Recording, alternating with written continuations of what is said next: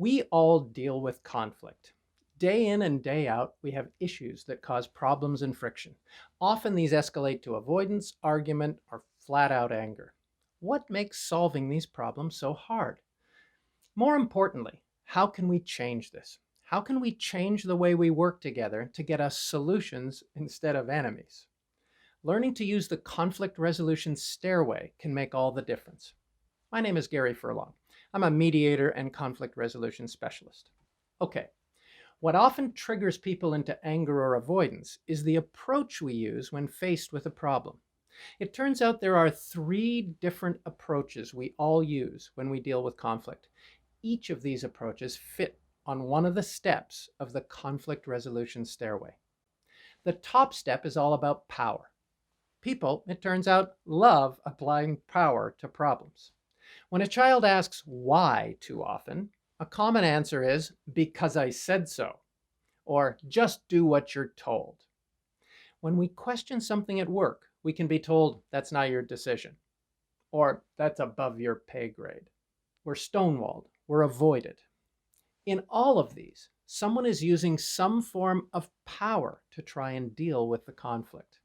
Now, make no mistake, power can be effective, especially in emergency situations. But power, even when it works, makes people angry, defensive, and afraid. We can win the battle once in a while, but often lose the war. Why? Because power drives everyone into fight or flight behavior. When we use power, our staff may grudgingly do what we've ordered them to, but may also become disengaged and less productive. Power often ends in lose-lose outcomes, where everyone is angry, hurt, and unhappy with the result. The middle step on the stairway is focused on rights. Rights are entitlements we all have that come from the law, from contracts, or from policies, or from what we simply believe we're entitled to. When we assert our rights, we assert them over other people's rights. We want our solution to prevail, regardless of any others. Now, people do have rights, and rights are important. But as a problem-solving approach, they're messy and ineffective. Imagine if we had to go to court to resolve every single problem we faced. When I argue based solely on rights, I am insisting that my rights are stronger than yours. It's a verdict, not a problem-solving technique. The best that can be achieved is a win-lose outcome, where we may win, but the other party feels like they lost. And often, we both end up losing more than we gain, where we both hate the outcome, just like power. The bottom step on the stairway is the important one. This is the one focused on interests, generally the most effective of the three. You see, we all have interests. We all have wants, needs, concerns, hopes, goals. The interest stair is where we learn about and understand what each of us needs and why we need it. And then we look for solutions together. When we solve a problem focused on everyone's interests, we have the ability to find that elusive win-win solution where both of us are satisfied with the result. In fact, win-win outcomes can only be found on the interest stair. Here's the reality. Problems are best solved by far if everyone deliberately works with interests. That's because both rights and power, by their nature, are adversarial. It's me against you, winner take all.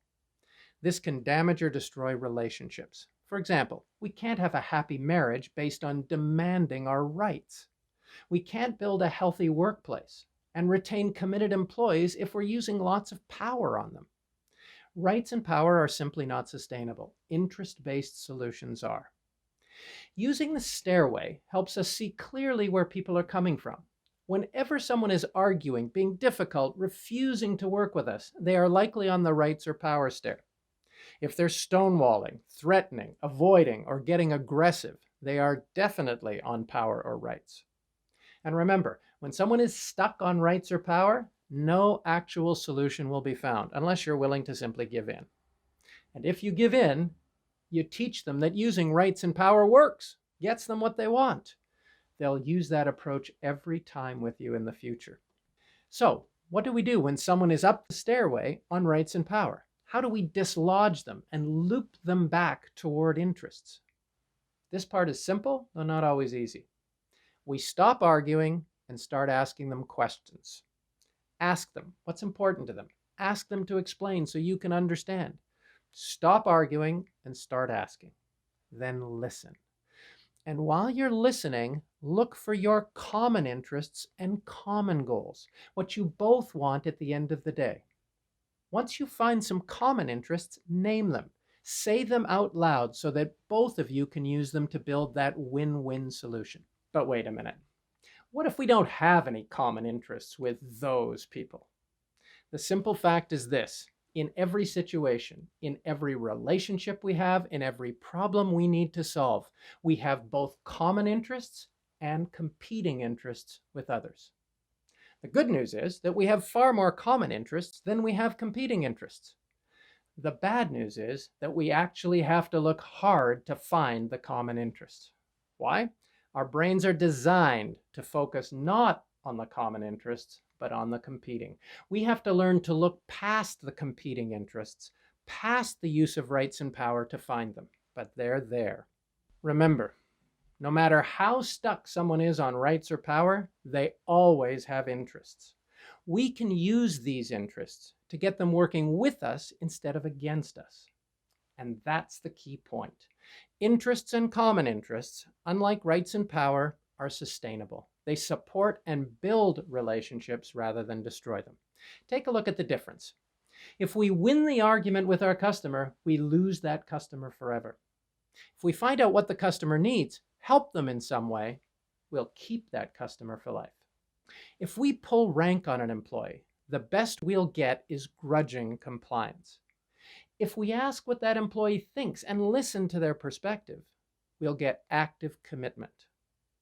If we fixate on the language of the collective agreement to deny grievances, we will live in arbitration.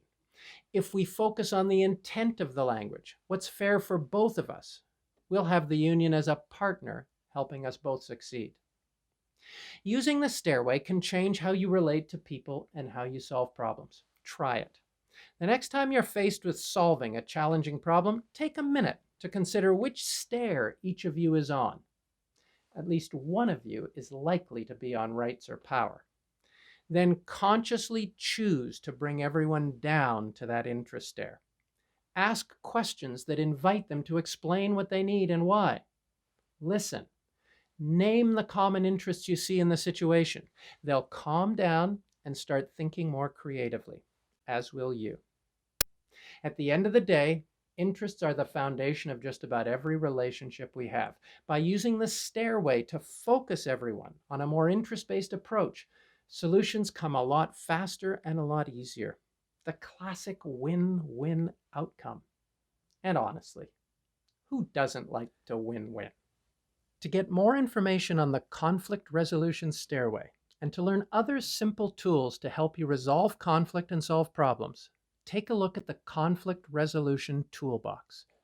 It gives you even more strategies and skills for using the stairway, along with 8 other practical tools for resolving any conflict effectively. If you'd like to learn more about how these conflict management tools can be brought into your organization, visit us at agreeinc.com for more.